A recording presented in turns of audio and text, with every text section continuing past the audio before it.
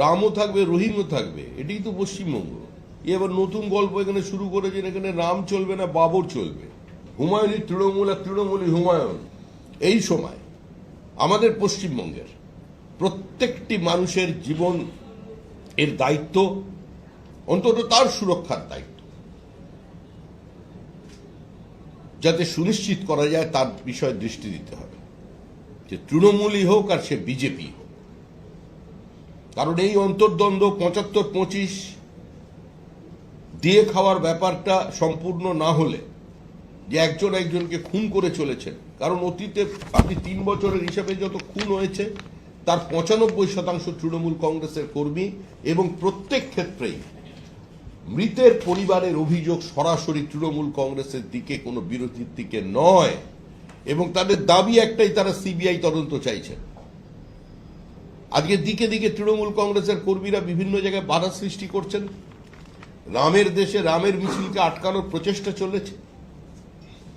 এই বিভাজনের রাজনীতি সমাজের একটা বৃহত্তর অংশের মানুষকে, ৩০% মানুষকে সম্পূর্ণ অন্ধকারের দিকে ঠেলে দিয়ে তাদের মূল জাতীয় জনজীবনের মূল স্রোত থেকে বিচ্ছিন্ন করবার যে অপচেষ্টা তৃণমূল করছে, যে ঘৃণার রাজনীতি তৈরি করছে, আজকে তার বিরুদ্ধে আমার মনে হয় পশ্চিমবঙ্গের মানুষ সচেতন হবেন। বহু জায়গায় শোনা যাচ্ছে কলকাতা বিশ্ববিদ্যালয়ে রামনবমী পালন করা যাবে না। কেন যাবে না? রাম নিয়ে তো কাজী নজরুল ইসলামের কোনোদিন কোনো আপত্তি ছিল না। এ তো রামের দেশ। বাঙালি যে দুর্গাপুজো করে সেটাও তো রামের অকাল বোধন। ধরো রাম এখানে বাধাপ্রাপ্ত হবে কেন? রামও থাকবে, রহিমও থাকবে, এটাই তো পশ্চিমবঙ্গ। এটাই তো আমরা দেখে এসেছি। তোমরা আমার বটের ঝুড়িতে সুতো বাঁধো, আমি তোমাদের পীরের দরগায় চিরাগ জ্বালি। এটা তো ছোটবেলা থেকে পড়লাম।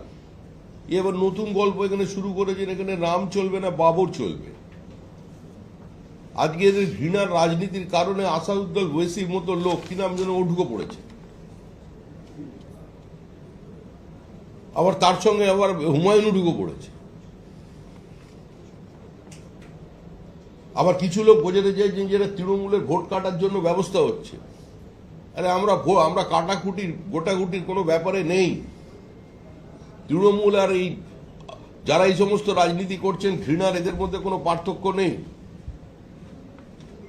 হুমায়ুনই তৃণমূল আর তৃণমূলই হুমায়ুন। হুমায়ুন তো অ্যাকচুয়ালি বলছেই যে উনি যা কিছু করেছেন মুখ্যমন্ত্রীর নির্দেশে করেছেন, আর তৃণমূলও বলছে যে হাম মানে তুম মানে এক দুজে কে লিয়ে। কতদিন চলবে এই রাজনীতি? এর বাইরে মানুষকে বেরিয়ে আসতে হবে।